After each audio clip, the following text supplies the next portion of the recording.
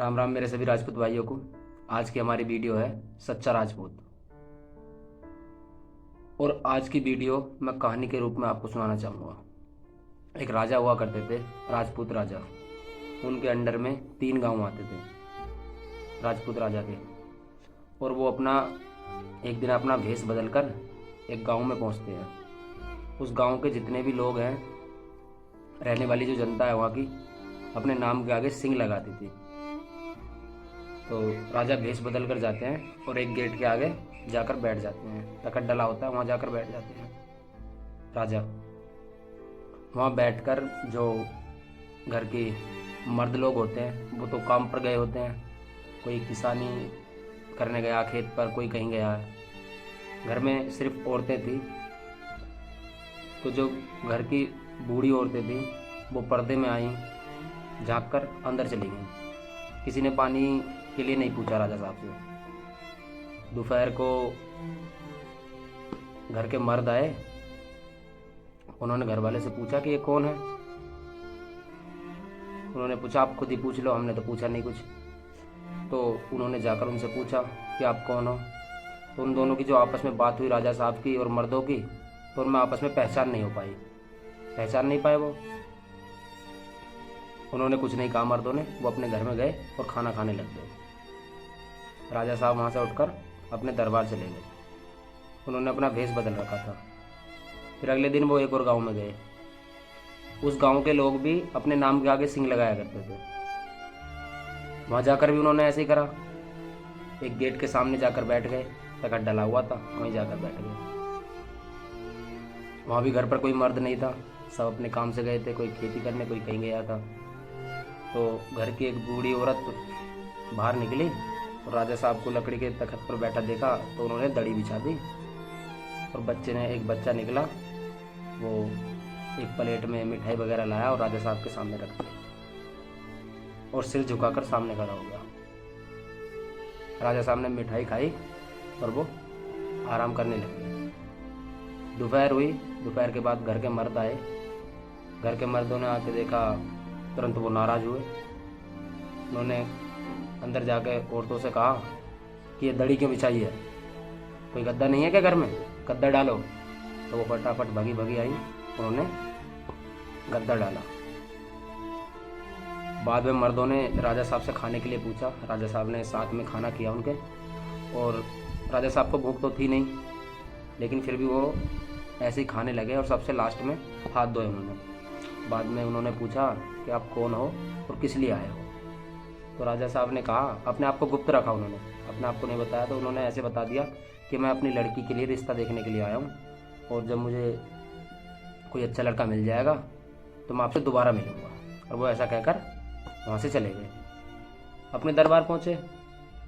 2 गांव देख चुके थे वो। और इसी तरह राजा साहब तीसरे गांव में जाते हैं और वहाँ जाकर भी एक घर के सामने जाकर तखत पर बैठ जाते हैं। वहाँ एक बुजुर्ग होते हैं और वो राजा साहब से कई सवाल पूछने लगते हैं। कहते हैं कि तुम कौन सी जाति से हो। तो राजा साहब अपनी जाति को छुपाकर कहते हैं कि मैं कोरी हूँ। तो वो कहते हैं कोरी हो, कोरी को तो हम बराबर में नहीं बिठाते, जाओ यहाँ से। तो राजा साहब वहाँ से आ जाते हैं। वो अपने महल में पहुँचते हैं। वो तीनों गाँवों को अच्छी तरीके से परख लेते हैं। बाद में वो अपने सिपाही से कहते हैं कि उन तीनों को बुलाया जाए जिन तीनों के हम घर गए थे। अलग अलग गांव के होते हैं वो तीनों। उन्हें महल में बुलाया जाता है। महल में आने के बाद वो जब राजा साहब को देखते हैं तो चिंतित हो जाते हैं। कहते हैं कि ये तो वो ही हैं। और सबको पता होता है कि उन्होंने कैसे कैसे सत्कार किया था इनका। सबके अंदर सवाल उठने लगते हैं। फिर राजा साहब कहते हैं, जिसके घर वो पहले गए थे उससे कहते हैं कि तुम्हारे नाम के आगे सिंह कैसे पड़ा। तो वो जवाब देता है कि हमारे बड़े बुजुर्ग जो थे वो सिंह लगाते थे, तो हमारे नाम के आगे सिंह ऐसे पड़ा। तो राजा साहब अपने एक सिपाही से कहते हैं कि इस गांव का इतिहास निकाला जाए। तो वो इतिहास निकलता है तो पता चलता है कि गांव की जो नींव थी वो राजपूत की ही थी। लेकिन बाद में जो छत्राणी थी उनकी मृत्यु के बाद दूसरी जाति की औरत को ब्याह लिया गया। जो दूसरी जाति की औरत थी उन्हें लिया है। और बाद में जो उनसे संतान पैदा हुई थी उसके अनुसार ऐसे चलती चली गई पीढ़ी और राजपूती कुल खत्म होता चला गया। और खून में उबाल नहीं रहा, ठंडा पड़ गया खून, तो सत्कार कहाँ से पता लगता। तो उन्होंने इसी वजह से राजा साहब का सत्कार नहीं किया, क्योंकि उनमें राजपूती खून नहीं था। राजा साहब दूसरे गांव वाले को बुलाते हैं, तो पूछते हैं उनसे, राजा साहब को जबकि पता होता है कि उनका वहाँ सत्कार बहुत अच्छा हुआ है कि ये असली राजपूत है, फिर भी उनसे पता करते हैं कि तुम सिंह क्यों लगाते हो। तो वो कहते हैं कि हमारे परंपरागत ऐसे ही चला आ रहा है, तो हम सिंह लगाते हैं। राजा साहब को पता होता है कि इन्होंने हमारा कितना अच्छा सत्कार किया, वो भी बिना पूछे और बिना जाने, क्योंकि वही सच्चा राजपूत है जो राजपूत के लिए आकर्षित हो। उन्होंने राजा साहब से खाना खवा दिया, सारे काम कर लिए, तब पूछा था कि वो कौन है और कहाँ से आए। इसे कहते हैं राजपूती। बच्चे तीसरे, जिन्होंने राजा साहब ने जिन्हें अपने आप को कोरी बताया था, उनसे पूछते हैं कि तुम सिंह कैसे लगाते हो। तो कहते हैं हमारे परंपरागत चला आ रहा है। तो वो उससे कहते हैं अपने सिपाही से कि इनका इतिहास निकाला जाए गांव का। उनके गांव का इतिहास निकलता है तो पता लगता है कि वो असली राजपूत नहीं है।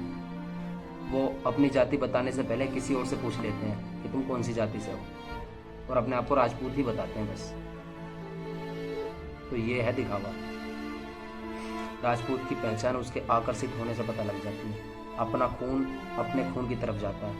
परंपराएं तभी खत्म होती हैं जब किसी और जाति की औरत को ब्याह लिया जाए, मतलब किसी और जाति से ब्याह कर लिया जाए, और फिर उससे जो बच्चा पैदा होता है उसका राजपूती लगाव खत्म हो जाता है, आकर्षण खत्म हो जाता है, खून में वो गर्माहट नहीं रहती जो राजपूती खून में रहती है। तो भाई मेरी इस कहानी से यही तात्पर्य है कि राजपूत का आकर्षण होता है एक दूसरे से, जो खून का आकर्षण हो। ठीक है जी। जय राजपूताना, जय श्री राम।